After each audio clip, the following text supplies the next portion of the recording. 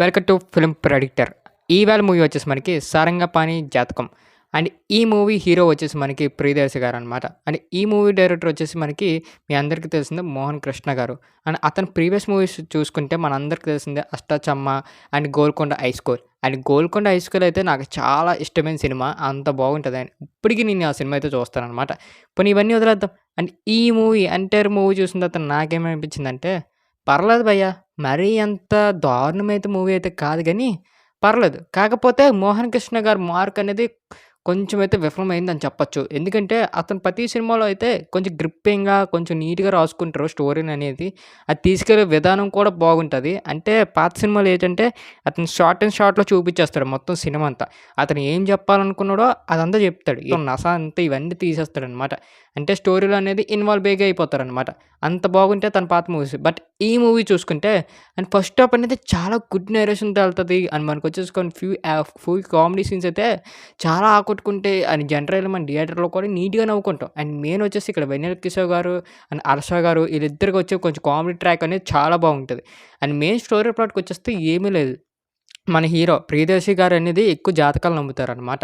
ఒక టైంలోనే ఒక జాతకం వాడు వచ్చి, నీ దాంట్లో ఇలాగుందని చెప్తాడనమాట. అండ్ అక్కడి నుంచి మన ప్రియదర్శి గారు ఏం చేశారు, ఆ జాతకం చెప్పింది నిజమయిందా? లేకపోతే అవ్వలేదా? ఇవన్నీ మీరు చూడాలంటే ఖచ్చితంగా థియేటర్‌లో అయితే సినిమాలు వాచ్ చేయాలనమాట.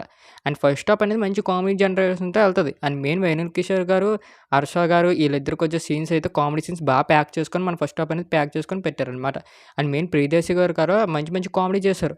అండ్ ఇలాగ వెళ్ళిపోతుంది ఫస్ట్ హాఫ్ అనేది. అండ్ సెకండ్ హాఫ్ ఎప్పుడైతే ఎంటర్ అవుతదో కొంచెం లాగ్‌నెస్ ఫీలింగ్ అండ్ మ్యూజిక్ డల్ అవుతది. అండ్ కొంచెం కొంచెం కొంచెం చిరాకొస్తాయి సీన్స్ అనేవి.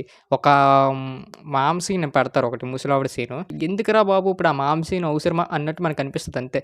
అంటే సెకండ్ హాఫ్ అనేది ఎలా పెడతారంటే ఇక్కడ కామెడీ ఉంటాది అన్నట్టు మనకు చూపిస్తారు. బట్ అక్కడ కామెడీ అనేది ప్రెజెంటేషన్ బాగోదనమాట.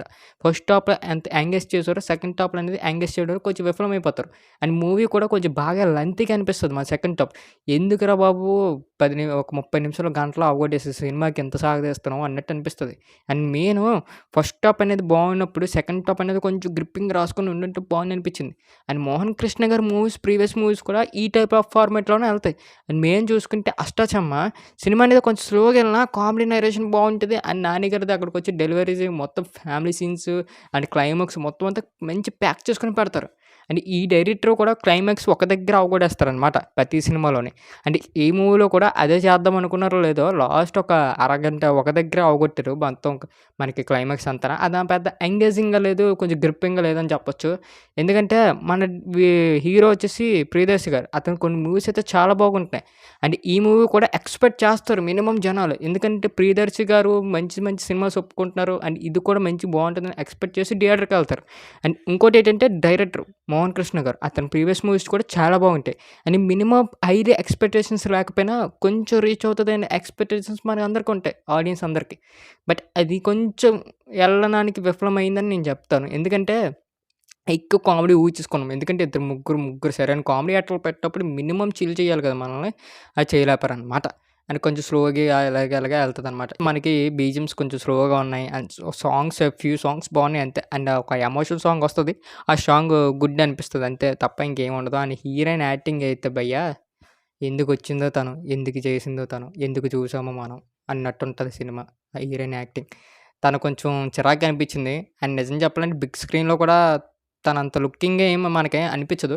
తన యాక్టింగ్ కూడా కొంచెం నేర్చుకోవాలేమో అనిపించింది నాకు. అంతే తప్ప ఇంకేం లేదు. అండ్ ఓవరాల్‌గా మేము ఈ మూవీకి ఇచ్చేసే రేటింగ్ ఒక 5కి 2.5 అయితే ఇస్తాను. పర్లేదు ఒక్కసారి చూడొచ్చు. మోహన్ కృష్ణ గారు కొంచెం ఫ్యూ డైరెక్షన్ సీన్స్ కొన్ని బాగున్నాయి.